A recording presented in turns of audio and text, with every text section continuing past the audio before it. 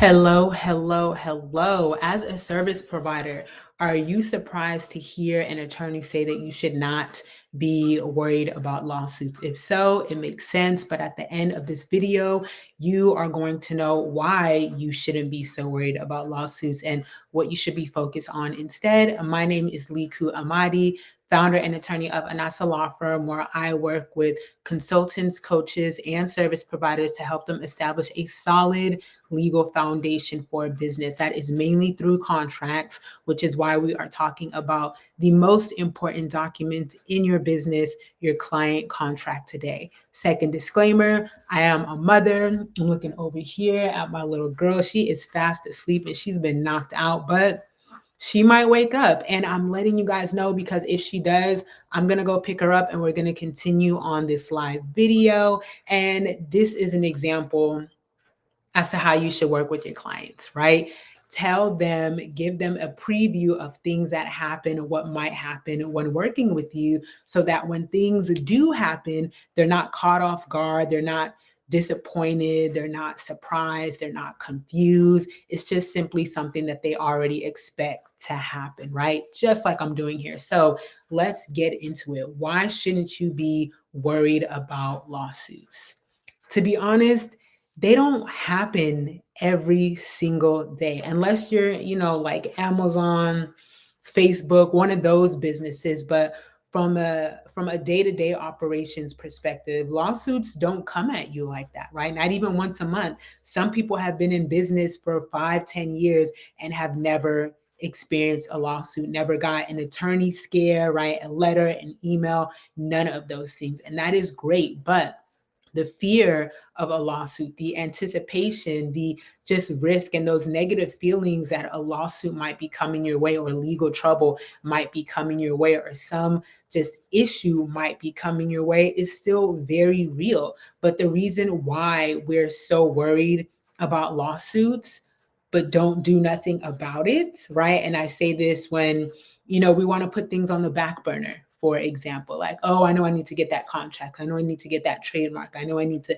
check on my LLC. I know there's something I need to do to protect myself. Like, we know, but we put it on the back burner because the reality is that lawsuits aren't coming your way every other day.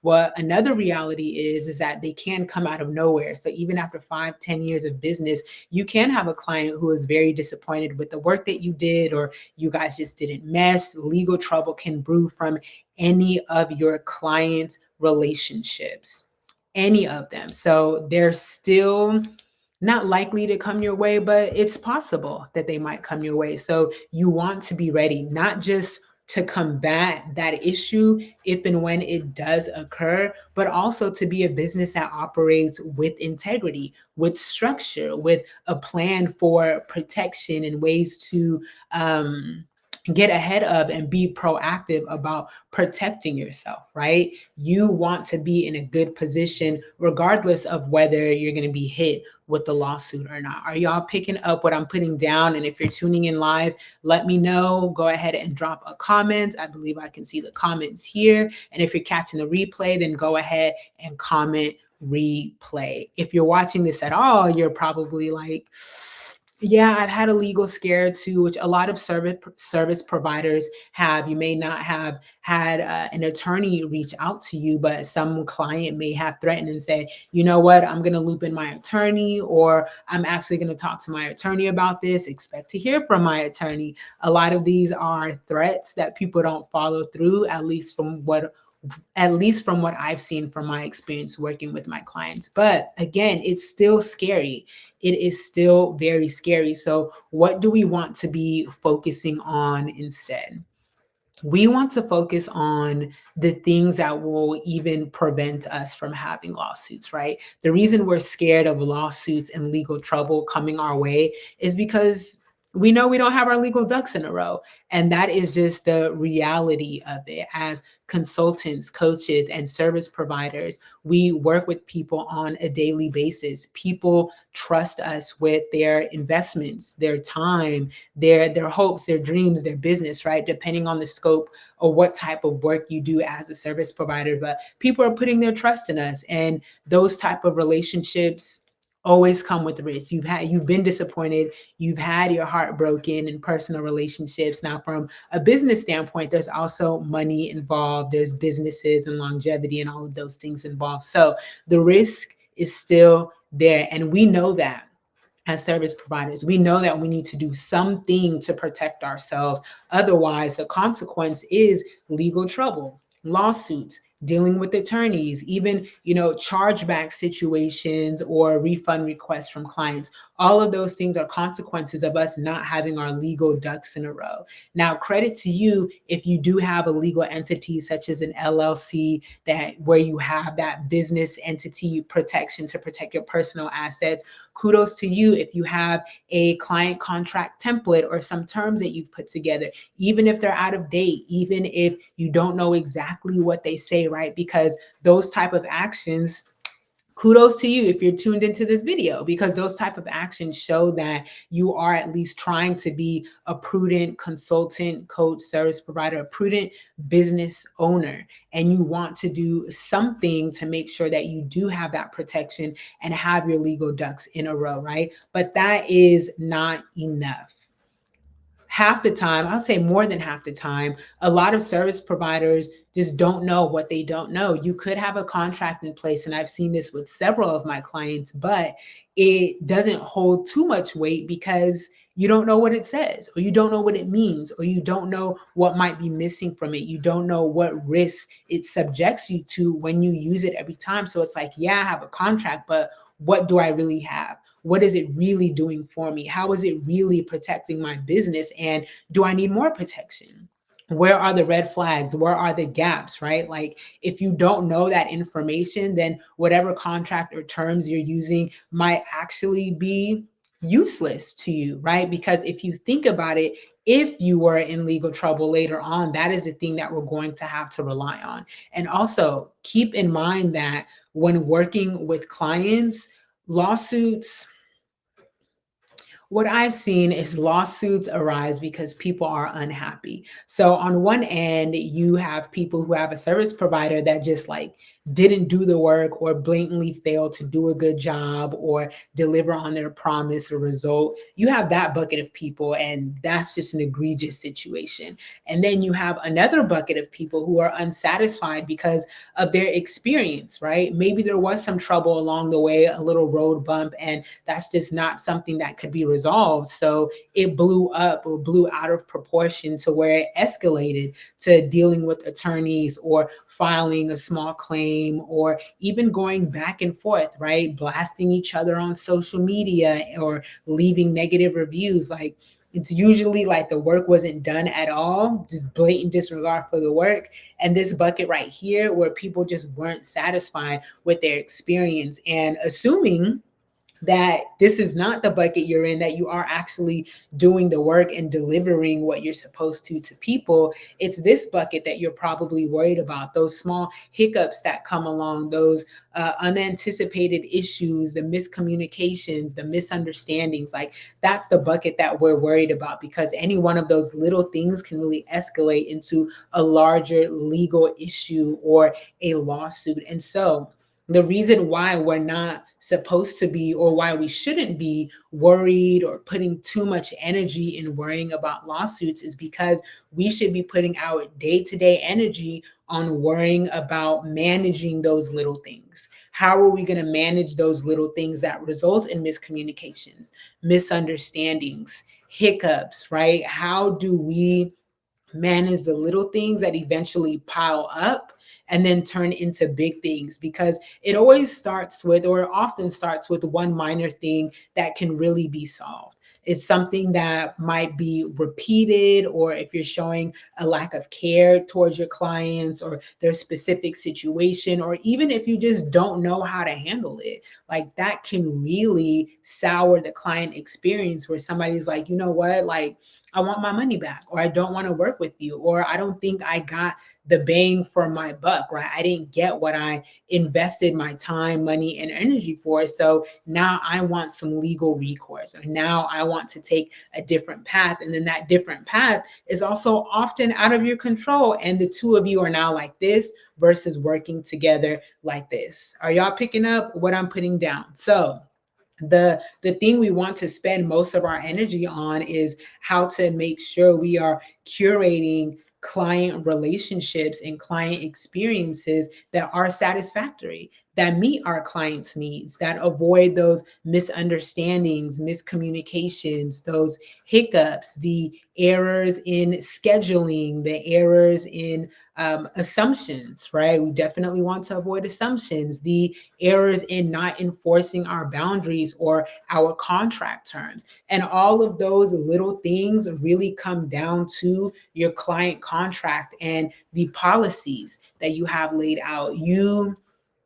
We must remember that our client contract is a foundation of our client relationships. Our client contract is us setting the tone for the client relationship, saying, hey, this is how we're going to work together. You invested in me, you paid me this money. This is a service I'm going to provide you. This is going to be the result. And in order from us to get from here to there, these are the things that are going to happen, and this is how it's going to happen. And when X, Y, and Z comes about, we're going to handle it this way. And when it's time to do A, B, and C, this is how it's going to be done. Like, it is your opportunity to show that you are the leader, to position yourself as the leader of the person delivering the expertise or the service that it is that people are investing in you for.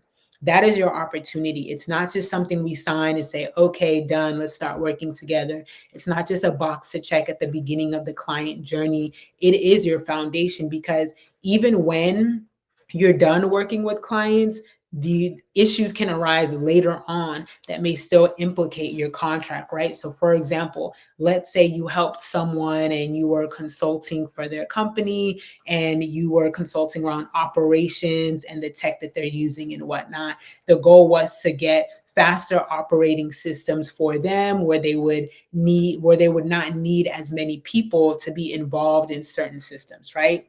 Just for an example, you finish your work with them, 6 to 8 months passes, and they hit you up like, hey, we actually, we're doing an audit of our systems, and we found that it takes longer, to do this work now, or that adding 2 people would actually be more efficient than taking them away. And that's not really what's going down, right? Like, yes, we paid you for the work. Yes, you did the work, but we have a huge problem here because the result wasn't what it's supposed to be, right? Someone can still come back, and at that point, your first thing that you do is go back to your contract and say, what do we do in this situation, right? And then for future circumstances, you're also looking at your contract to say, how do we avoid situations like this, right? So recognize that your client contract and your client relationship isn't just for the now, that it protects you and it impacts you later down the line as well when you're done working with clients. So you always want to make sure that you have your contract intact. It's not it is a like, whew, I'm done working with the client. Everything was good. It is that, but not everything is all free and clear all of the time. So please keep that in mind as well. Side note there, going back to the day-to-day things that we need to do when we use our contract, because it is us setting up the structure and the organization as to how to work with our client, as to how to lead them through and to the result or the transformation that they paid us for. And that is having strict policies not only for them to just be in place, but for you to follow yourself. You need to follow the policies, and they need to follow the policies. You need to have boundaries in place, whatever that looks like, around communication and deadlines and turning things in. And you also need to enforce those boundaries. What I'm making a point about here is it's not enough to just have a lot of these things in place. They need to be enforced, right? You need to and enforced isn't such a friendly word, but you need to uphold these things that you put in place, right? Because again, you're the leader in the client relationship. So if you abide by them, or if you make sure they're being abided by, then you are the one who is going to make sure things stay in place, because your client is going to follow suit. They're going to say, hey, thanks for pointing that out. Or, hey, yes, I do need to do that per section 2.3 of the contract, whatever it is. You want to make sure that you are upholding and ensuring that those things are being followed, so that you not only have a structure in place, but the structure is actually keeping things in place versus being cracked in different places and letting things seep out where they are? Are you picking up what I'm putting down? Let me know in the comments if this change in perspective is helpful so far. So we don't have to be sitting there like, oh my God, they're going to sue. Are they going to sue? Or this just gray cloud looming over our head as we're doing business. Just one day we're just waiting for it to rain. We're just waiting for it to drizzle. And then it's like, what do you do at that point? What do you do? Right? You want to be able to walk around, or you want to be able to do business without the gray cloud over your head. And this is that. This is making sure the cloud is clear by worrying about and having, not worrying, let's remove the word worrying, not worrying about, but by placing energy towards, by working on, by being intentional about the day-to-day things that make up our client relationship, and ultimately the little things that trip us up so that they don't trip us up. And so we're not worried about lawsuits because our energy has been placed on doing the little things that prevent the issues from even occurring, let alone them escalating into legal issues and lawsuits. And so what can you do? Number one, always read your contract. Always read your contract. You have that gray cloud over your head for some reason, and part of that reason is not knowing. Again, you don't know what you don't know. And a lot of us don't read our contracts because they're kind of just there as the thing to do, the box to check before we start working with our clients. But you want to know those contracts like the back of your hand if it's supposed to be the foundation for your client relationships, which it is. You want to know what it says, you want to know what it means. If your client were to come to you, a prospective client were to come to you and say, hey, I got the contract, but what does this really mean? Or, will I have the opportunity to do this? What is the limitations on that? Like, you want to be able to have a discussion with them about what you're asking them to sign, about the process that you're asking them to enter into when you collect their investment, right? You want to know your contract. So if you do feel like you have that gray cloud over your head, that element of uncertainty as to whether your client contract protects you, how your client contract protects you, then go ahead and read your client contract. And if you're noticing things where it's like, I don't know what that means, or that sounds risky, or I need to work on that, or I need to input this, then highlight those things, make notes about it. Just have that awareness for yourself, because that awareness creates a lot of clarity that will help cut down on you not knowing what you don't know. So please, after this video, review your contract, and then make sure you look out for the registration link for the client contracts workshop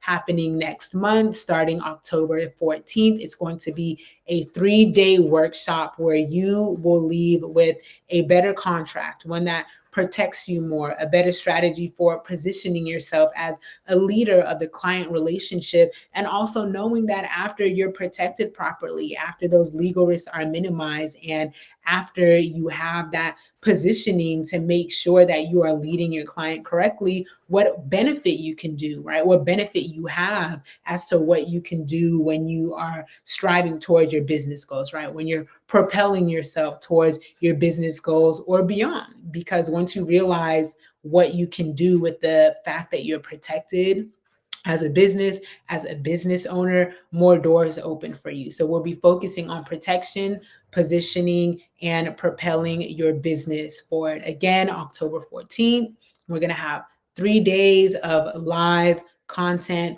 1 hour per day. Make sure you come ready to take notes and be ready to do the homework, because like I said, we want to leave with a better contract. So there will be action items in order to make that happen.